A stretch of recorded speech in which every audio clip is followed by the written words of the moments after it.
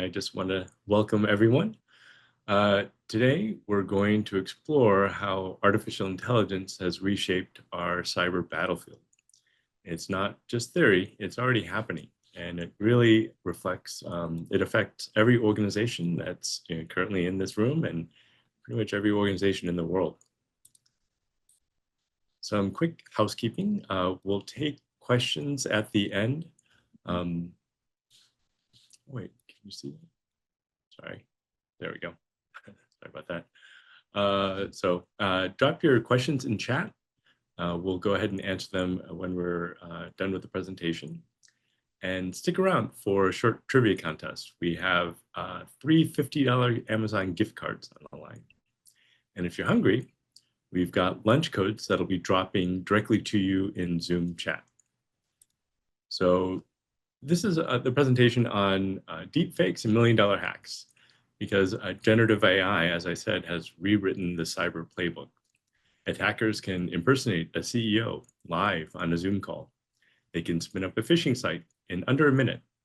They can launch malware that runs itself 24/7, no human required. So this session is your playbook. It's for leaders and decision makers in the company. It's slightly technical, but it should be okay for most folks. And if you have any questions, definitely pop them in the chat and we'll try to answer directly. So this session is to help you see threats more clearly and know the defenses you'll need in an AI-driven security world. So in Hong Kong, a finance clerk joined what seemed like a normal Zoom call with her CFO. The face looked right, the voice sounded right, every detail checked out. Within 10 minutes, she'd wired $25 million US offshore. The police later confirmed every single executive on the call was a real-time deepfake. So we've entered a post-reality world.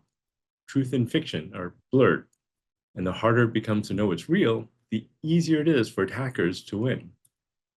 And here's the price tag. The average data breach now costs nearly $5 million, and that's up 10% in just 1 year. This is because AI makes attacks sharper, faster, and much harder to catch. And sometimes it's our own employees leaking data without even realizing it. So the video you're about to see took quite a bit of research, the policies, authentication steps, and storage details. Here you go. Hi, I'm David from Xterra. In today's world, deepfakes and generative video AI are more convincing than ever. It's getting harder and harder to tell what is real and what is fake. I have not learned Russian, but even so. Настоящая угроза – это не вирусы. To my Hindi friends, असली खतरा तकनीक नहीं है. असली खतरा है जब हम बिना सोचे समझे भरोसा कर लेते हैं. This generative AI can be made to say anything like, send 2 Bitcoin to me or your plum bus will explode. Any nonsense or threat can be made realistic. Remember to always verify who or what you're talking to. This is David Park's avatar, signing out. A little snafu there. That video only took about 5 minutes of video to complete, and I did some editing. It took about an hour, and it was fairly quick. So it's no longer the realm of science fiction. It is very easy to do, and it doesn't take much video. And you can even just take a still photo from anyone. Actually, you can take a still photo from anyone and just pop it in. If you happen to have a sample of their voice, you can put that in as well and create a realistic-ish looking video using the photo and the voice. And it'll look at the elements in the photo and animate those as well. So it's pretty powerful what can happen these days. And that's why education is so important. So it's just point and click now. In 2023, Russia launched an operation called Operation Overlord. This was fake images, fake posts, entire fake news sites. And the mission was to bury truth under noise. It was to sow discord. It was to sway public opinion. And this year, it's escalated. Just in the last few months, it's blown up. It's pretty, they've been pretty prolific. They use free AI tools to churn out video for TikTok and Instagram. They're targeting younger audiences, and they're flooding fact checkers with the volume of posts and personalities hard to catch. And they're creating viral hits that rack up millions of views. Even if it's taken down, it's done its damage. And the result is a steady drop of cynicism. You're not trusting quite what you see all the time. And this erodes trust globally. This is not just a US operation for them. So governments are scrambling to catch up. Denmark has proposed something pretty radical, giving citizens copyright over their own faces. And this is because deepfakes are rewriting the entire rule of identity, who we are. Don't know if it'll pass and don't know how it'll be enforced, but it's a very interesting way to take it. Jack Dorsey, bearded guy here, is the co-founder of Twitter. He once warned, "We won't know what's real from fake because of the way AI images, videos, and deepfakes are created." And that's where we are now, a bankruptcy of trust. So in a world where anyone can look like anyone else, trust becomes quite fragile. If you look at this image, polyjuice potion, dozens of identities, they're all plausible, and none are really certain. This is the battlefield of trust, and this is where we have to fight. So how do we anchor trust? First, we want to fall back to the basics. Phone back on a known number. It sounds super old school, but a phone call to a verified number is still gold. When in doubt, you can double check on a trusted platform. Slack, Teams, Zoom, these are platforms that are backed by multi-factor authentication. But not all tools are equal. Google Chat is actually medium risk. It has weaker logs, fewer admin controls.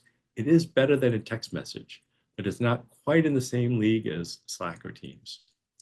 The weakest of all is text messaging, because SIM swapping is fast, cheap, and easy. So that code your bank sends to your phone via text message can be redirected. Here's how SIM swapping works. An attacker calls your mobile carrier pretending to be you. In less than 10 minutes, they convince a rep to move your phone number onto their SIM card. Now, every call, every text, every code meant for you goes straight to them. This isn't theoretical. Jack Dorsey, the bearded guy I showed you before, had his account hijacked this way. His own Twitter account, the co-founder of Twitter. Celebrities, executives, even ordinary people have woken up locked out of their own lives, and just because of one phone call. Multi-factor authentication is your second line of defense. Duo and Okta are multi-factor authentication apps. They don't just protect users. They give administrators like us visibility: who logged in, from where, what device. One law firm caught a compromised account because Duo flagged a login attempt from Nigeria at 3 a.m. And it was unlikely that someone was trying to text from there or get a code from there. Microsoft Authenticator is simpler. It's practical, fast. It has a little less oversight. It's better than nothing, but it's a little harder to investigate what happened after the fact. Google Authenticator is the leanest of all. It has fewer controls and almost no audit trail. It's good for individuals, not quite enough for enterprises. I realize a lot of folks use Google Workspace and it's fairly easy to roll out, but it really doesn't have the back-end administrative controls that companies like us are looking for, especially when we're looking for indications of compromise.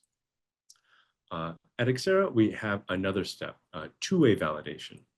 So when someone calls in for us for password reset, we push a request to their device. They have to hit to confirm, they get a code, and then they ask us what that code is. So it's a two-way verification. So when both match, we then proceed with the action. That's called zero trust. We're not trusting either direction, and any user can ask, say they get a phone call saying, "Hey, this is IT from Xera. We need to do XYZ on your computer," right? They can say, "Well, send me a push," and verify the code. It is a lot more safe to have a little bit of extra friction before support happens, rather than just blazing on and trying to fix a problem. And again, don't use text messaging.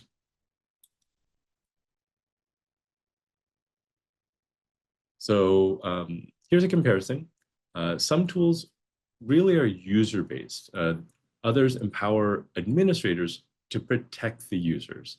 This difference matters because when something goes wrong, you don't just need to know that it happened. You need to know who it happened to, when it happened, how it happened, and trace it back. The back-end stuff isn't as visible to users, and they may not like a change in the multi-factor authentication that you're using. But it is super important if you want to know or get to the root of a problem.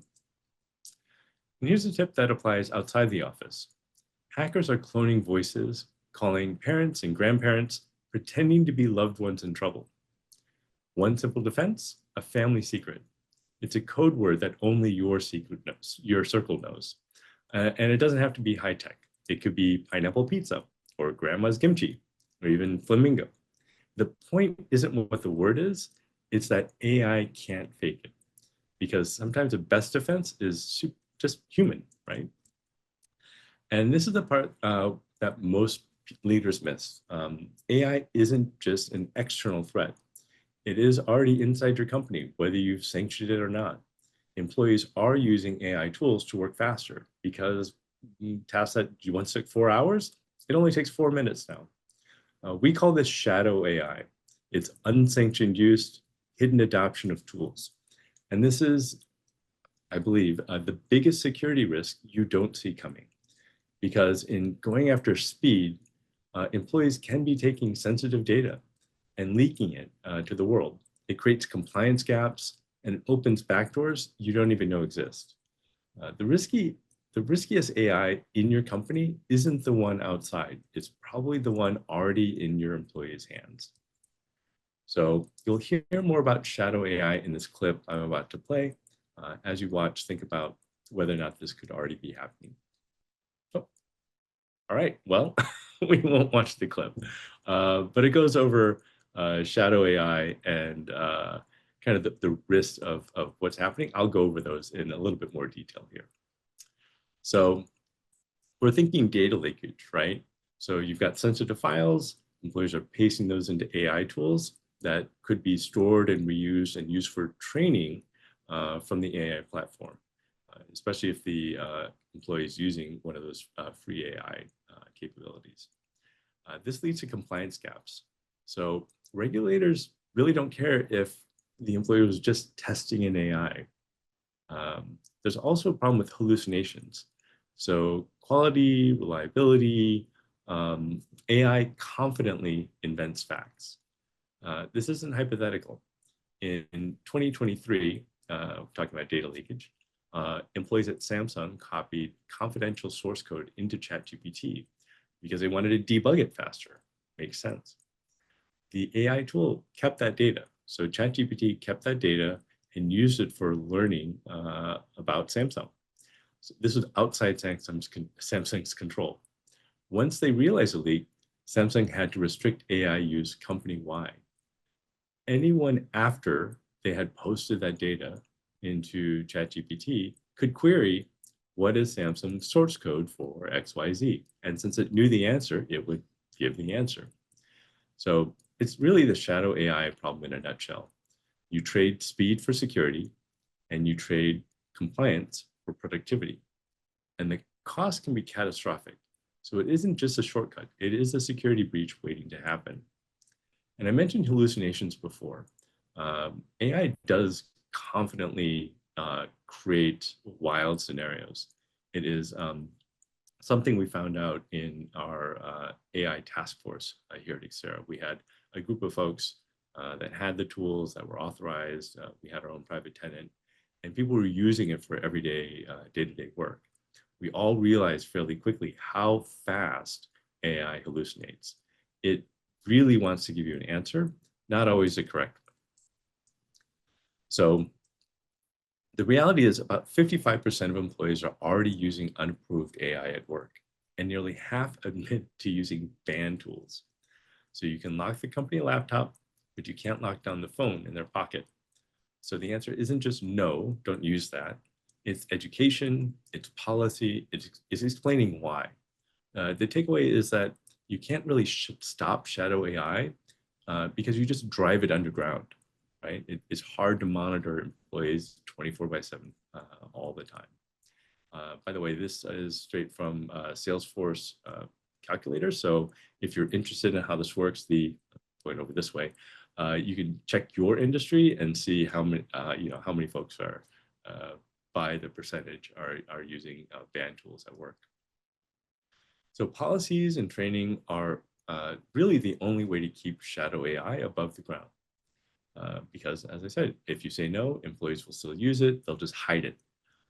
In fact, IBM's 2024 report found that 1 in 3 employees who are told no AI, they use it anyway. Policies that explain why change behavior. A German bank created AI use guidelines that walked staff through the risks. Within 6 months, incidents of shadow AI dropped about 40%. People want to protect the organization they're with. They do want to get their job done, but for the most part, there's good intention, and there's once people understand kind of why the reason is, it's a lot stronger conversation between employee and employer. And this training makes it really real. When you show what happens when someone pastes client data into a public AI, the lesson really sticks. And your choice is pretty simple. You either lead them and guide them, or you're chasing them or chasing shadows.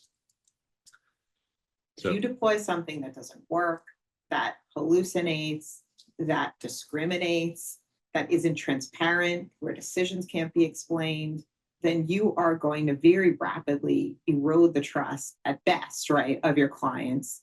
And at worst, for yourself, you're going to create legal and regulatory issues for yourself as well. So trusted technology is really important. And I think there's a lot of pressure on businesses today to move very rapidly and adopt technology. But if you do it without having a program of governance in place, you're really risking eroding that trust.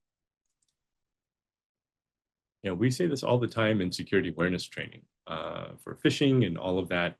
It is important for people to know why they have to read their emails a little bit slower, and why they shouldn't click on that link right away, and why they have to read it and verify for sensitive transactions.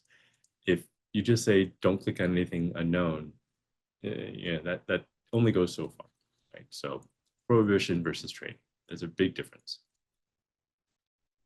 So you don't need me to read the slide. It's a bunch of text, but it covers almost everything I've talked about so far. It's not just a side issue. Shadow AI is everywhere. Employers are using it at their home, on their phones, and data doesn't really stay where you think it does. That's why policy and training matter so much. So we've talked about AI inside your company. I'm going to talk a little bit about AI in the hands of attackers, because they're moving even faster. Phishing used to take skill. It really doesn't anymore. Darkula, interesting name, is a phishing as a service platform. So you just type in a target website, and in 30 seconds, it clones the brand, it login screens, payment forms, even multi-factor prompts. And it does this in multiple languages. So it isn't just automation, it's acceleration. As one analyst put it, speed is a new superpower, and the bad guys already have their masks and capes on. The takeaway is that it's no longer handcrafted. It's not somebody coding a simulation of a site. It's just mass produced. Push of a button. It's very simple. So how do we make it harder? Security awareness training is, like I said before, super important. A UK bank cut successful phishing clicks by about 60% after monthly drills. You probably see this in your own organization. You get those phishing tests. People fail. I mean, if you look at the stats, people fail almost every single month. Very few of our clients get 100% pass rate every month. There's usually 1 or 2 clickers out there, and you'll typically find it may be the same people. Those are the people that are the most risky to your company, and they probably need a little bit more training. And that's what these tests are for. I know folks tend to see this as a bit intrusive and more junk mail, but it is a way to test everyone in the organization at the same level. So you get a baseline understanding of where folks are. Another thing you can do is strengthen your identity management program. So identity management is using a login like your Microsoft login or your Google login or some sort of centralized login like Okta has that, and spread that across all the systems. So you're really just using one username and password and using what's called single sign-on to get through all those systems. One global law firm stopped a breach attempt because the identity system flagged an impossible login. So New York and Hong Kong at the same time, that's probably unlikely. Email security and filtering. So Microsoft reports that about 90% of phishing is caught before it even reaches an inbox, but only if you've invested in strong filtering. Brand monitoring, that's a little bit new, protecting your domains. In 2024, Coca-Cola shut down hundreds of fake websites pretending to sell promotions before they could scam customers. It looks for near-miss websites. So if your website is llama.com, replace one of the L's with a number one, and you've got something that kind of looks like llama.com. And a lot of people are enticed to click that. The key here is brand identity will look for those near misses and report on it. You don't have to buy up every single iteration of your domain. That can get expensive and it's just not worth the effort. Browser hardening. One manufacturer rolled out browser settings that blocked a malicious download mid-click. So as they rolled it out, it stopped the click. Every layer of protection buys you more time, and each layer makes the attacker's job harder. Phishing isn't going away. It's super effective, but we can really make these defenses stronger and make their successes a little bit more rare. Malware is leveling up. Malwarebytes reports a 13% spike this year.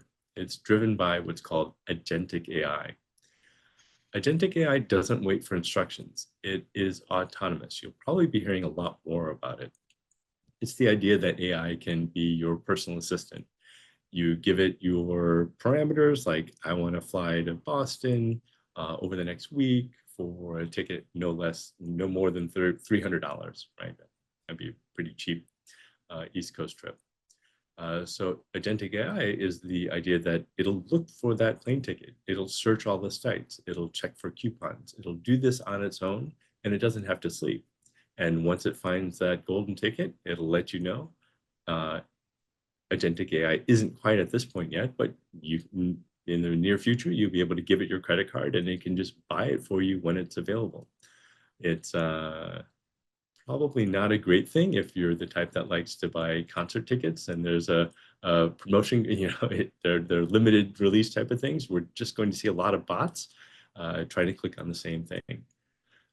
But agentic AI is being used by the bad guys because it has initiatives and it's really easy to use and it moves on its own. There's a system called Worm GPT, kind of a takeoff of ChatGPT. It sells what's called business email compromise.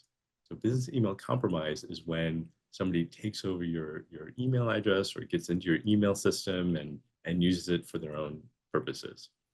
So these kits are available to anyone with a credit card or Bitcoin on the dark web. It's fairly easy to get.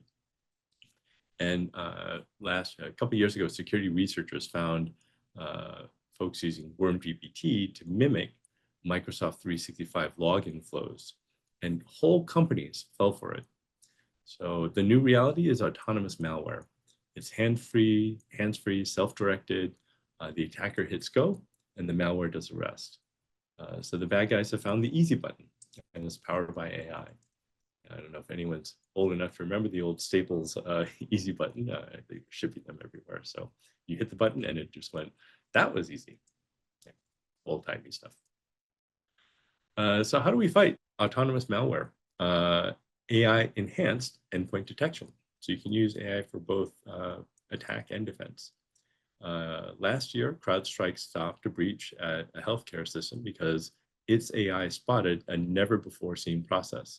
This is reacting before a human analyst could.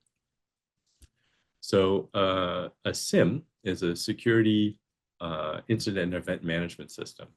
It's a system that collects all the data, the logs, the alerts from all of your different systems. It collects it in one place and tries to do some pattern matching over events that are happening in your environment. These days, you have so many systems, there's so much data coming through. It's really not feasible for a person to sit there and look through every log to see if something is happening in real time. That would be incredibly costly. All of these systems are generating tons of data all of the time. So a SIM is the place you send all these logs to, and it's the one that collects and helps with analysis. But somebody has to analyze it. So a SOC is a security operations center. So that's where you have generally human analysts reviewing the SIM, taking a look at the events that are coming through, determining whether they're real or they're fake or action needs to be taken. And depending on the setup, the SOC either takes the action themselves or sends you a recommendation or gives you a call and says, hey, this is happening, and it could happen at 3 a.m. But whatever agreement you have with your SOC, that's typically the best way to set up a defense mechanism. So you have a place to something that'll alert, like the endpoint detection, that'll send the alert to the SIM will catch it, correlate the events, that'll go to a SOC. Someone human will analyze those events, and the SOC will help decide what the next step is, and ideally they make the right choice and call you or call whomever to assist, and that's how that chain works. So a financial firm caught an intruder at 2 a.m. because their SIM alerts were live monitored by a SOC. Without the SOC, most people would have just slept through it. So network segmentation. So when ransomware hit Maersk, one flat network, so most networks deploy as a flat network to make things easier and to make them interoperate. Network segmentation places a little bit more segmentation on your network. So if you have a flat network, like Maersk had, it essentially meant that malware in one place spread globally, and it just took the whole system offline. So segmentation is what stops a single infection from spreading everywhere. It's a little more technical on your network. You probably need to contact an expert to assist you with that. The last is patch relentlessly. The 2017 Equifax breach, if you remember all of our personal data being leaked, that was a mispatch. And relentlessly truly means relentlessly. If you can just turn on automated patching, it may mean an outage. It may mean that your switch has some downtime. You can usually schedule these. It is can be a little bit painful. Not all patches are perfect. People make mistakes, and patches can have errors, and things can go down, and they can be very disruptive.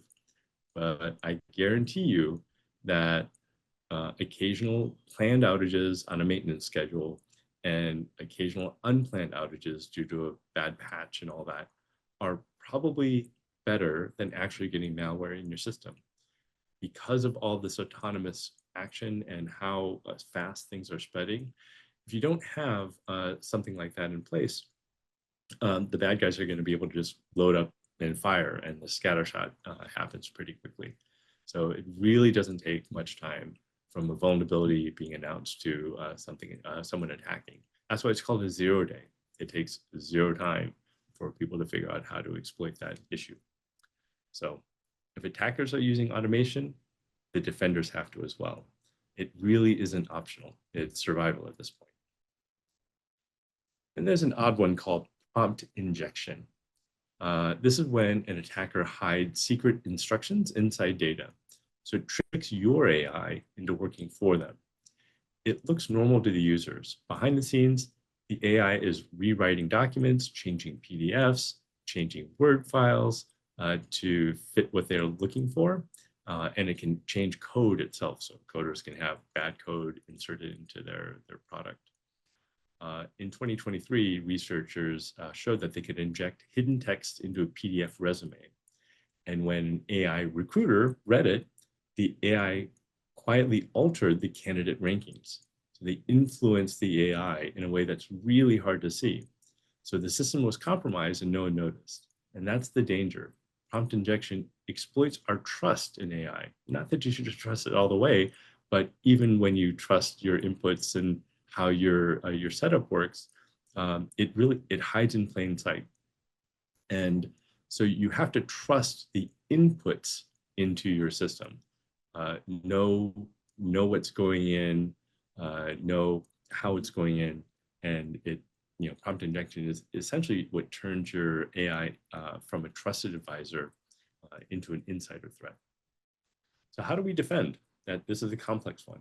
So start with guardrails. Tools, publicly available tools like ChatGPT, Gemini, Anthropic, Copilot, they build in their own protections. In 2024, Copilot blocked a malicious prompt injection into clients' SharePoint data because these safeguards were baked into the system. Now, not everything is off the shelf. So if you start building your own AI workflow using API keys and all this, be careful how you're getting the data in. Don't just scrape public data and pop it in. You may be injecting yourself, right? You don't know. If you don't know the input, your output is suspicious. And be careful with chatbots. These are pretty common these days. You see them everywhere because it's easier, and the chatbot can learn your stuff and respond to the client at 2 a.m. You don't have to worry about it or have someone monitor the phone line. But in 2023, a retail company's website chatbot was tricked into leaking internal pricing strategies. So you put the AI on the front lines. If you don't put constraints on that, it can cause havoc as well. So it's what you feed into the AI that can cause this leakage. So you don't trust untrusted content directly. One US agency tested an AI by pasting in malicious code comments. So it's hidden instructions inside the code, and it rewrote their internal scripts. So always have a human in the loop. One publishing house caught a manipulated draft of a book only because an editor reviewed the AI output. So AI can help us, but guardrails and humans make sure that it doesn't really work for someone else. So effective AI can be the biggest event in the history of our civilization, or the worst. We just don't know. And Stephen Hawking is just an amazing person, and he has a little bit to share here. Might achieve when our own minds are amplified by AI. Perhaps with the tools of this new technological revolution, we will be able to undo some of the damage done to the natural world by the last one, industrialization. We will aim to finally eradicate disease and poverty. Every aspect of our lives will be transformed. In short, success in creating effective AI could be the biggest event in the history of our civilization, or the worst. We just don't know. So we cannot know if we will be infinitely helped by AI, or ignored by it, and sidelined, or conceivably destroyed by it.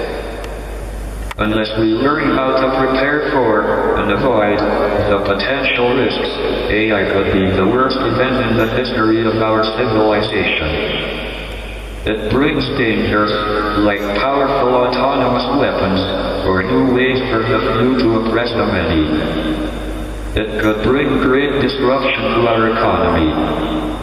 Already we have concerns that clever machines will be increasingly capable of undertaking work currently done by humans, and swiftly destroy millions of jobs. AI could develop a will of its own, a will that is in conflict with ours, and which could destroy us. In short, the rise of powerful AI will be either the best, or the worst thing ever to happen to humanity. I am an optimist, and I believe that we can create AI for the good of the world. That it can work in harmony with us. We simply need to be aware of the dangers, identify them, employ the best possible practice and management, and prepare for its consequences well in advance. We stand on the threshold of a brave new world. It is an exciting, if precarious, place to be, and you are the pioneers. I wish you well. By the way, I don't know if folks know this, but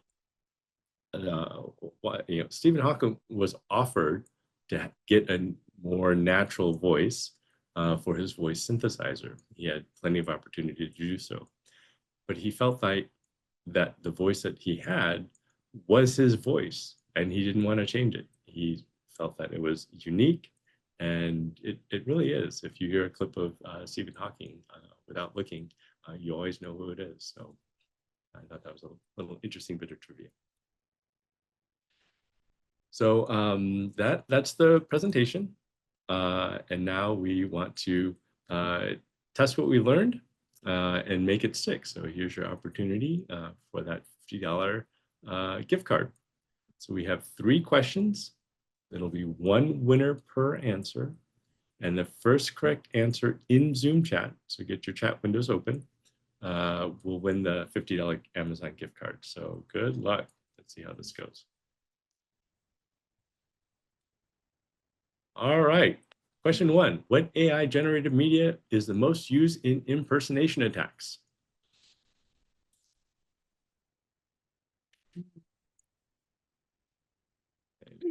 Shane wins. Great job, Shane. All That right. was fast. Deepfakes. That is correct. All right. Question 2. What do we call unsanctioned AI use inside a company?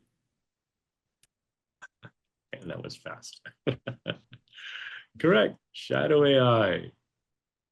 Thank you, Michelle. All right. Third one is a little bigger. What is a common risk of shadow AI? Any valid answer will do.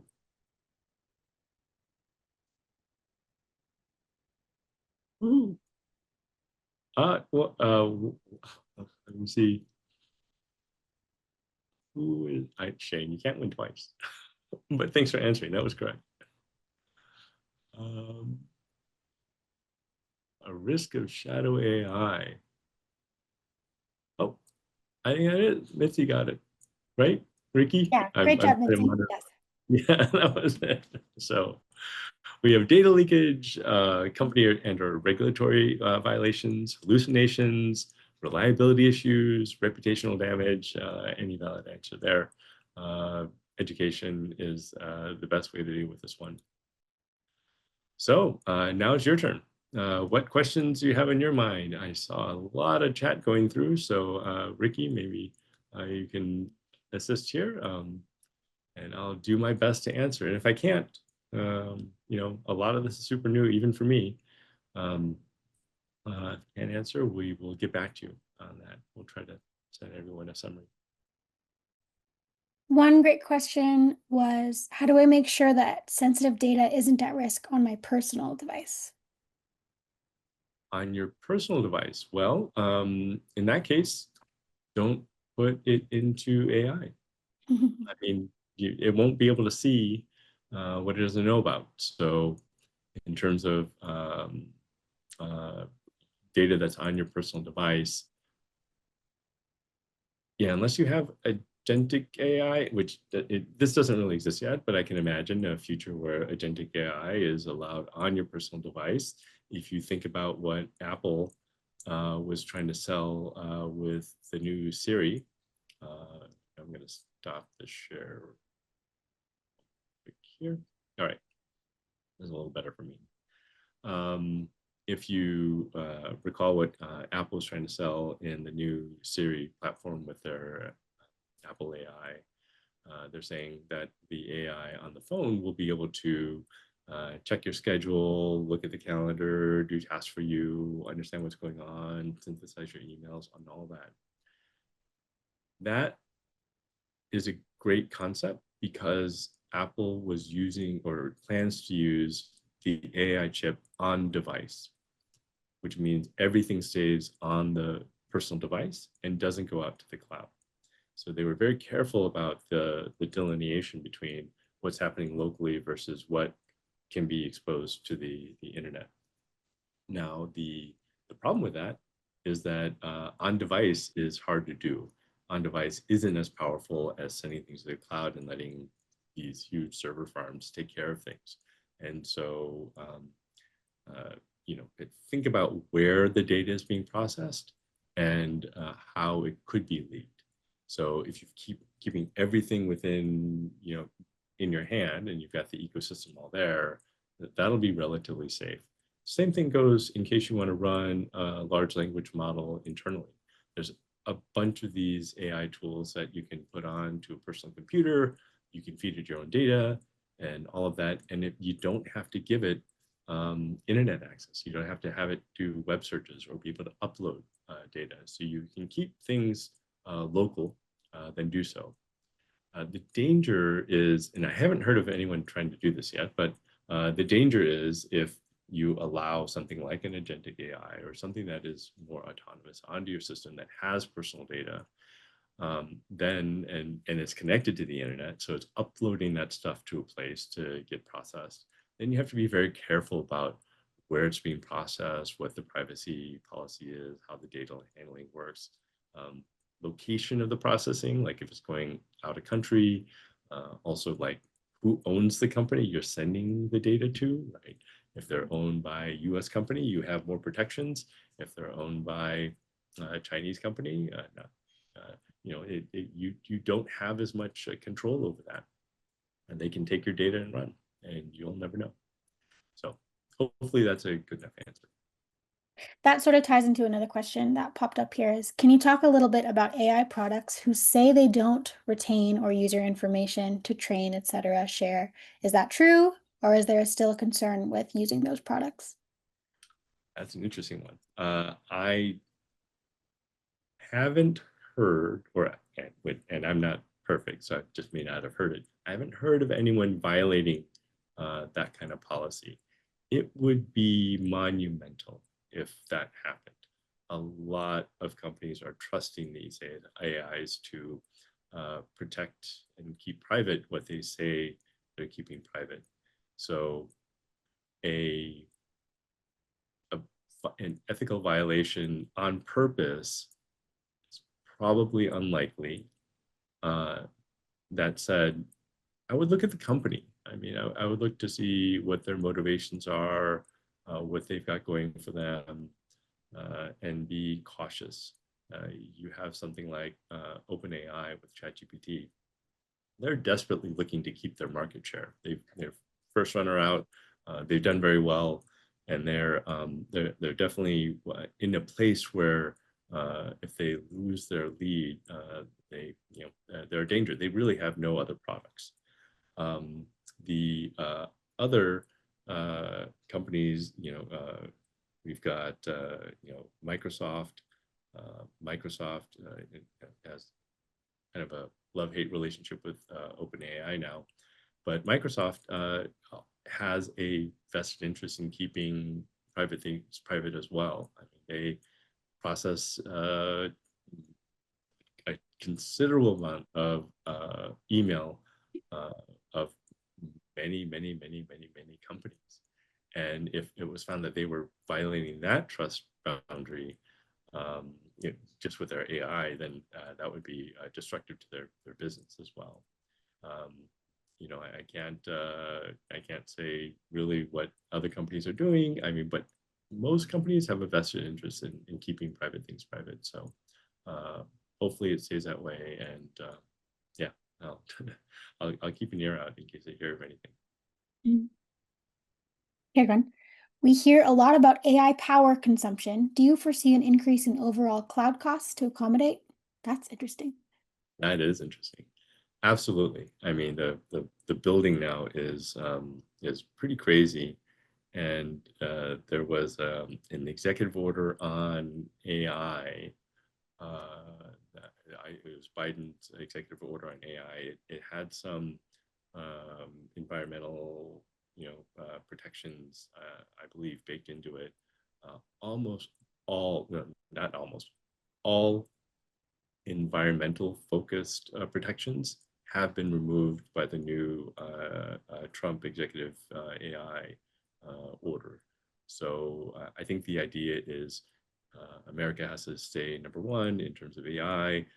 We can't let anyone fall behind. We're not going to have any building codes or any sort of environmental reasons to stop building these huge data centers. So I would say fast and loose. It's going to go really, really quickly, and the environmental damage is going to happen. The biggest hope actually is in what's called quantum computing. It is computing at a scale is hard to imagine how much faster things will get once quantum computing really takes off. And we're not that far away from it, I believe. So once quantum computing takes off, we're in a whole other pot of water. Quantum computing will make things faster, cheaper, more environmentally sensitive, all of that. But it's also going to do things like break all of our encryption, and it's incredibly powerful. AI plus quantum computing is a scary world, and I'm not sure what's going to come out after that. But environmentally, quantum computing probably better, but right now, no protections. How about if your company was sort of just dipping their toe into AI and wanted to do it safely, what would be some tools that are sort of easy entry points or safer entry points to make sure you're leveraging it well? Definitely use one of the privacy-focused AI tiers of whatever service you're using. So Google, ChatGPT, Gemini GPT, Anthropic, they all have these paid plans that keep things within your tenant, and they don't use them for training. And look at the privacy. Usually there's a easy to read FAQ on their site, which will tell you kind of how the data is processed, what's being done with it, all of that. And ideally, you have a company level account. Don't just use like that personal, like the pro account or whatever, the stuff that you use at home. You want something that like all of your employees can use, because you want to be able to control kind of login and authentication.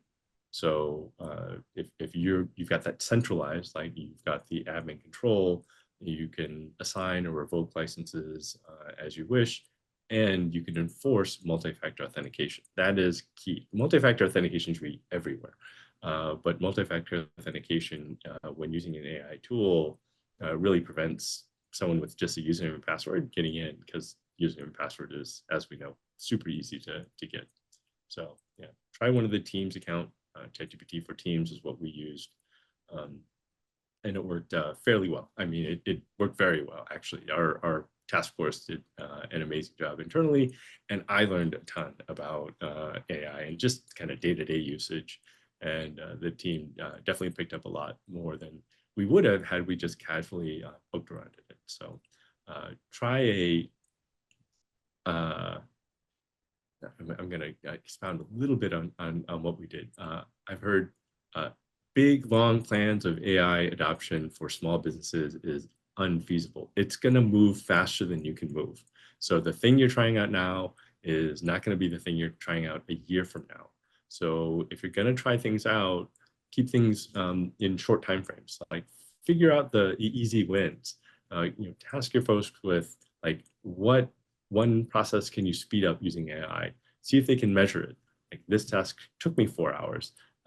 With AI, it took 4 hours because I was trying to learn how to do it. But the next time I do it, it'll take me 4 minutes, right? Because it takes some learning to figure out the ins and outs and the quirks of using AI and what it can do and what it can't do. So try to structure your experiments. So it's structured experimentation to give people a way to test things in a way that's measurable.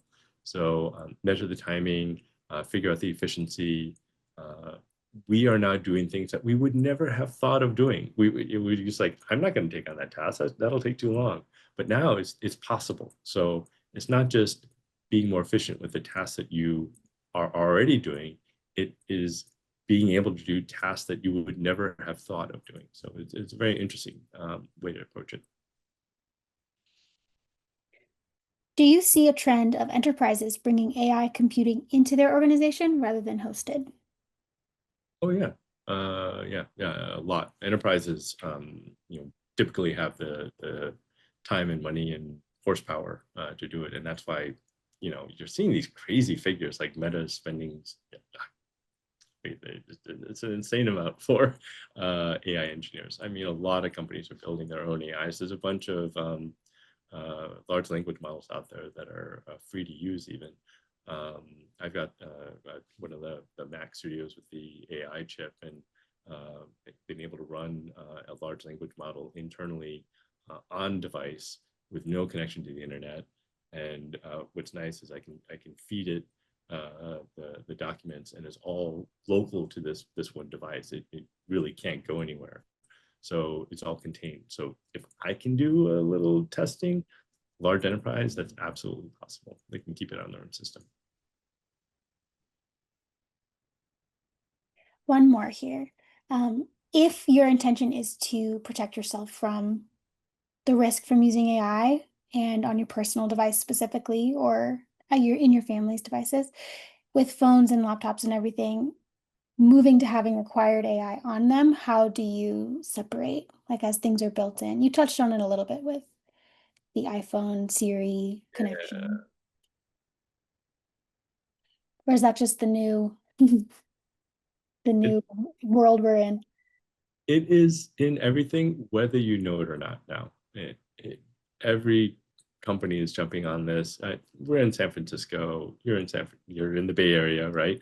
So you see every single billboard on the highway is about AI. It's being weaved into just the fabric of doing business, and it's one of those things where it's adopt or slow down, right? The ones that adopt it are going to be nimbler, faster, quicker.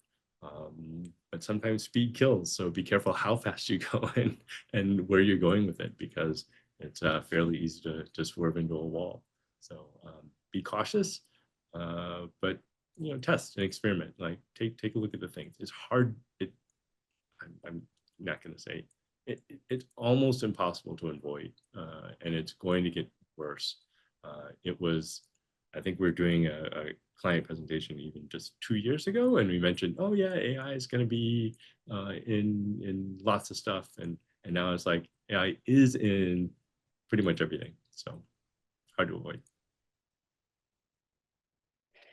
That looks like all of the questions we have here, but if anyone has any last minute ones or wants to email me after the fact, we'll make sure that we can try to help. That's good. Thank you, everyone. And we have 5 minutes. I've got a little Instagram video if you're interested. I'll go ahead and share this here and let you stare at that screen for a little bit instead of watching me. Here you go. In a stunning development, Canada has declared war on the United States. Let's go to Joe Braxton, who is live at the border. I'm currently at the border, but there is no war. Mom, Dad, I know this looks kind of real, but it's all AI. Grandpa, I'm fine. This is just AI. You don't need to wire money to anyone. I am not in love with you. And I do not need your money for a plane ticket. I am AI. This fake moon landing footage isn't classified. It's AI. You're probably wondering how I got rich with crypto. The truth is, I didn't get rich off crypto. I don't even exist. You might be able to tell this is fake now, but it's gonna keep getting better. We're all AI. There could be aliens, but I'm not one of them. I'm AI. An herbal supplement did not cure my cancer. I'm not even real. Uncle Fred, the government has not been taken over by lizard people. You don't need to send us $5,000 in gift cards because you missed jury duty. Grandma, It's not real. It's AI. It's AI. It's AI. Bro, it's AI. Fake faces. Real consequences. Think before you trust. I appreciate the message of this video, but it was all made with AI too. So can we even trust it? It looked pretty real to me. All right. Thank you, everyone. I appreciate the time. Let me know how this was. This was my first webinar ever, so I'm excited to have been able to do this, and hopefully we can do more of these in the future. Take care.